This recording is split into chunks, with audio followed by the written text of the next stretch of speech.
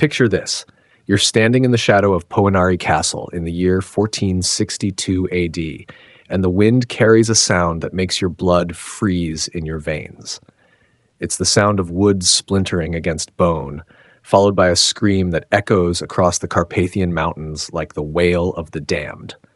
Below in the valley, silhouetted against the dying light, stands a figure that history would remember as Vlad the Impaler. But what you're witnessing isn't just another execution of his enemies. The man writhing on the wooden stake, his life bleeding away drop by agonizing drop, was once the person Vlad loved more than his own soul. His name was Radu the Handsome, and he was Vlad's younger brother. What drove one brother to inflict such unspeakable torment on another represents one of history's most twisted tales of love, betrayal, and the price of absolute power.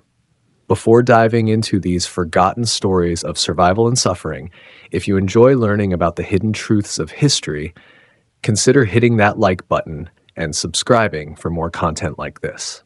And please comment below to let me know where you're listening from. I find it incredible that we're exploring these ancient stories together from different parts of the world, connected across time and space by our shared curiosity about the past. What you're about to hear isn't just another tale of medieval brutality. It's the story of how forbidden love can transform into the deepest hatred, how years of shared captivity can either forge unbreakable bonds or create wounds that never heal, and how two boys who once comforted each other in the darkest hours of their lives would ultimately destroy each other in the most horrific way imaginable.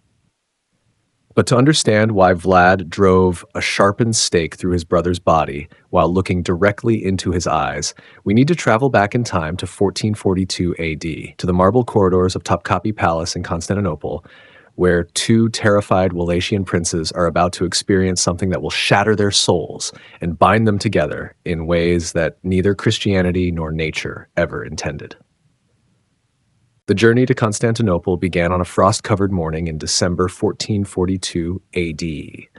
Vlad was 11 years old, Radu just 7, when their father, Vlad II Dracula, made a decision that would haunt 3 generations. As part of a treaty with Sultan Murad II, he agreed to send his sons as hostages to the Ottoman court. Insurance, the diplomats called it, living collateral to guarantee Wallachia's loyalty. The brothers clung to each other during the 3-week journey across the Danube, through Bulgaria, past the walls of Adrianople. Vlad, dark-haired and already showing the sharp features that would make him feared across Europe, tried to be brave for his little brother. Radu, blonde and beautiful even as a child, would wake screaming from nightmares about never seeing home again. Little did they know that 20 years later, one would be screaming for an entirely different reason, and the other would be the one causing the screams. When they arrived at Topkapi Palace, the brothers were separated immediately. Different wings, different tutors, different purposes. Vlad was educated in the arts of war and statecraft, groomed to one day rule Wallachia as a loyal Ottoman vassal. But Radu was chosen for something else entirely. In the Ottoman court, there was a tradition called the Dev-Shirme system, where the most beautiful Christian boys were selected for special training. They would become janissaries, the elite soldiers of the Sultan's guard, but some, the most exceptionally beautiful, were destined for a different kind of service. They would serve in the Sultan's private chambers as personal attendants, confidants, and when they came of age, as something the Ottoman chroniclers delicately referred to as companions of the night. Radu's beauty was legendary even as a child. His blonde hair caught the light like spun gold, his blue eyes seemed to hold the depths of the Black Sea, and his features were so perfectly formed that visiting dignitaries would comment on them. Sultan Murad II took a personal interest in the boy's education. But what happened in those private lessons between the Sultan and young Radu would create a secret so dark, so shameful, that it would eventually drive Vlad to commit the most heinous act of his blood-soaked reign. The palace eunuchs, led by a man named Yakub Pasha, who had once been a Greek boy from Trebizond, took Radu under their protection. They taught him to read and write in Ottoman Turkish, Arabic, and Persian.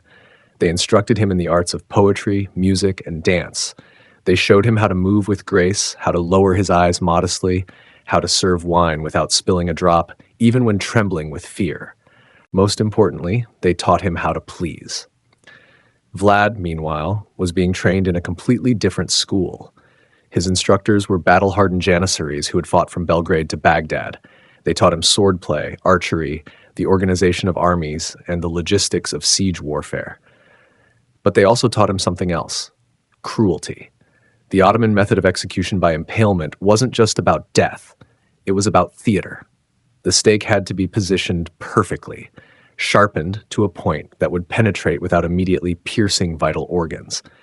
The victim would live for hours, sometimes days, writhing in agony while their own weight slowly drove the wood deeper into their body.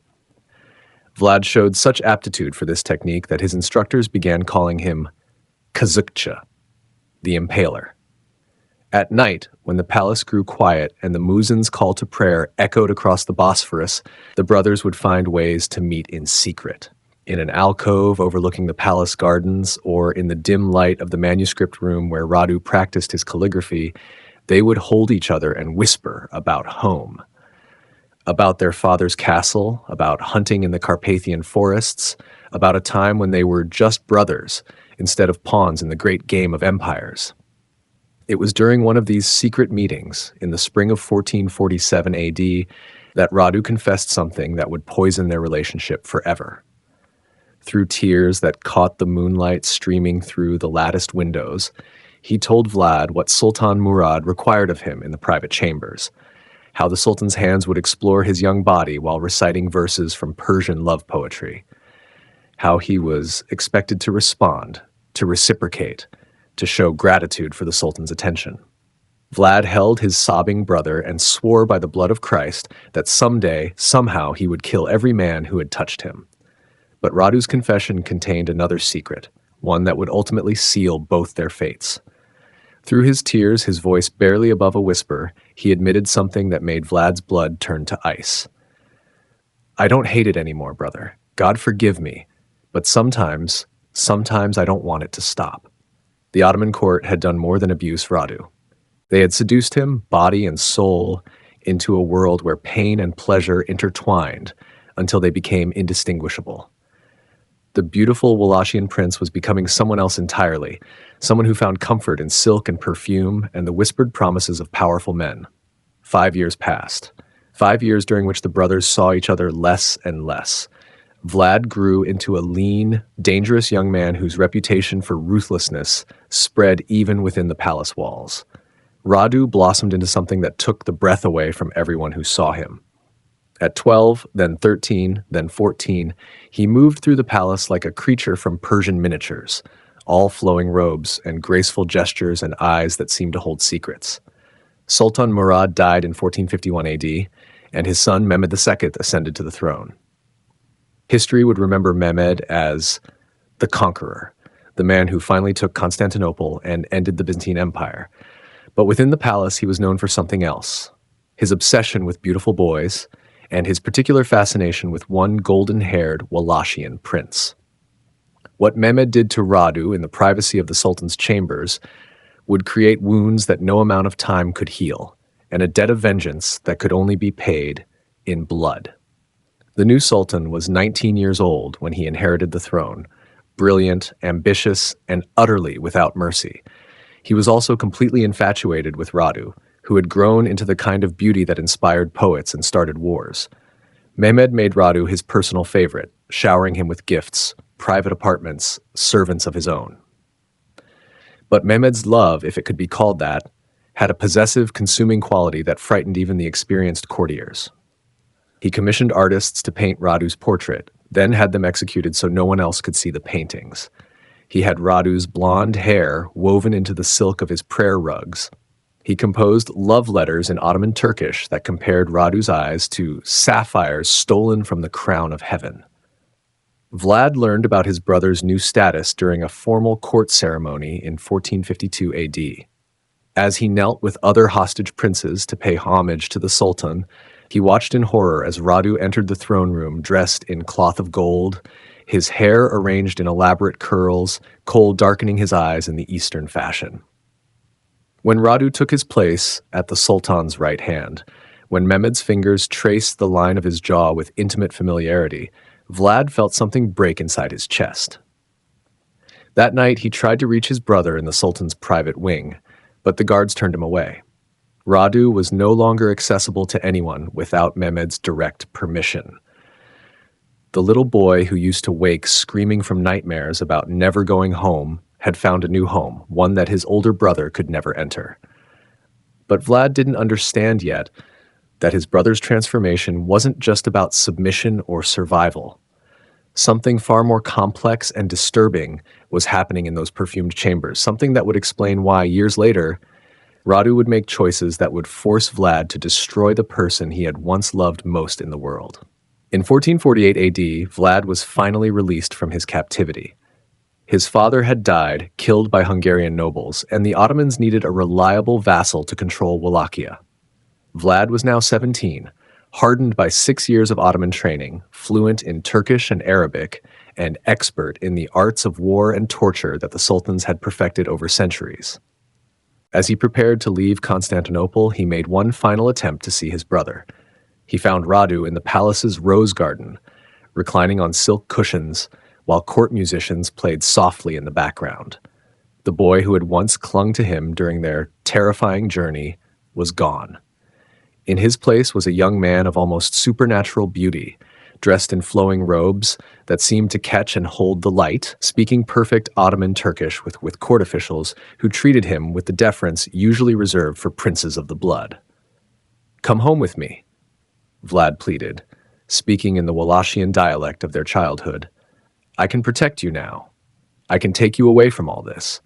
Radu looked at him with eyes that seemed to contain all the wisdom and weariness of the Byzantine Empire. When he spoke, his voice carried accents that were no longer entirely Wallachian. "This is my home now, brother. These are my people. I am not the child you remember." "You are still my brother," Vlad insisted, reaching out to touch Radu's face. Radu pulled away, and for just a moment, Vlad saw a flash of something desperate and wounded in those sapphire eyes. "Your brother died years ago in a room that smelled of amber and roses. I am someone else now, someone who has learned to find joy in chains that others would consider shameful." Vlad returned to Wallachia carrying that image, his golden-haired brother disappearing into the shadows of an empire that had consumed his soul. For the next 14 years, as Vlad built his reputation as one of history's most ruthless rulers, he would receive letters from Constantinople written in Radu's elegant hand, letters that spoke of his happiness in the Sultan's court, his rise to positions of trust and influence, his gratitude for the life the Ottomans had given him. Each letter felt like a dagger in Vlad's heart. In 1456 AD, Vlad reclaimed his throne permanently, launching a campaign of such vicious brutality that his name became a curse whispered across the Balkans.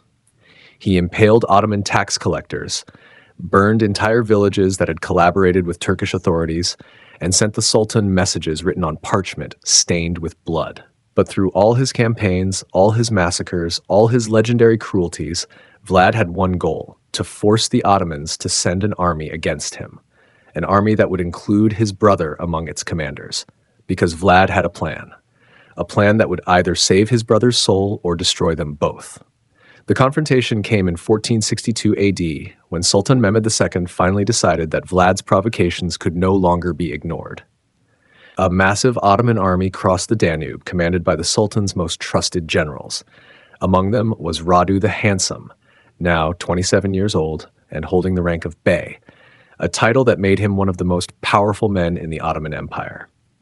When Vlad's scouts reported that his brother was part of the advancing army, something inside the Wallachian prince finally snapped. The man who had spent years perfecting the art of impalement, who could watch thousands die in agony without blinking, broke down and wept like the 11-year-old boy he had been when this nightmare began. The armies met near the village of Targoviste, where Vlad had prepared a welcome that would be remembered for centuries. As the Ottoman forces approached, they discovered a forest of stakes stretching for miles across the battlefield, 20,000 impaled corpses arranged in perfect rows, their faces turned toward Constantinople. The sight was so horrific that hardened janissaries vomited at the smell, and several Ottoman commanders begged the Sultan to turn back. But Radu pressed forward, leading his cavalry through the forest of the dead, his beautiful face expressionless as he surveyed his brother's masterpiece of horror.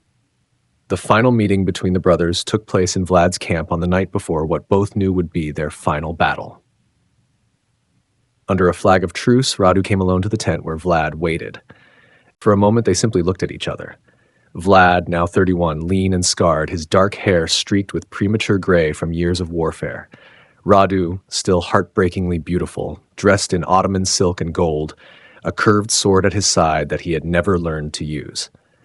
"I came to offer you terms," Radu said in Ottoman Turkish, his voice carefully formal. "The Sultan is prepared to be merciful if you surrender now. Speak to me in our father's language." Vlad replied in Wallachian. Radu was silent for a long moment, then switched to the language of their childhood. "He will let you live, brother. You can keep your throne under Ottoman protection.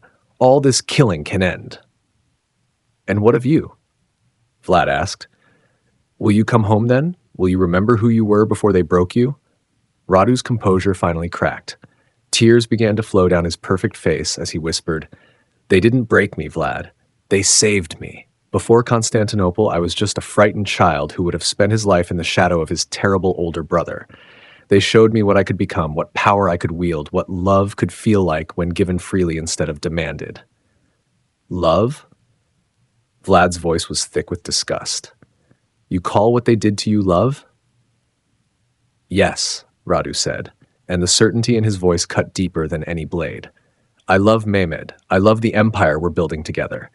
I love the man I became in his arms, even if you can never understand it." That confession shattered the last remnant of the boy Vlad had once been. When he spoke again, his voice carried the chill of winter in the Carpathian peaks. "Then you have chosen your side, brother, and tomorrow I will show you what love looks like when it turns to hate." The battle lasted less than an hour. Vlad's forces, outnumbered 10-1, fought with the desperation of men who knew that death was preferable to the alternative. When the Ottoman victory became inevitable, when his army was scattered and his castle burning, Vlad did something that no one expected. He surrendered. Not to the Sultan's generals, not to the Janissary commanders, but specifically to his brother. Radu found him kneeling in the ruins of their father's chapel, his sword laid across his knees, blood streaming from a dozen wounds. "I yield to you, little brother," Vlad said, using the pet name from their childhood. "I place my life in your hands." Radu's eyes filled with tears of relief. After 20 years of separation, 20 years of war and hatred and misunderstanding, his brother was finally coming home. He reached out to embrace Vlad, to forgive him, to begin healing the wounds that had festered for so long.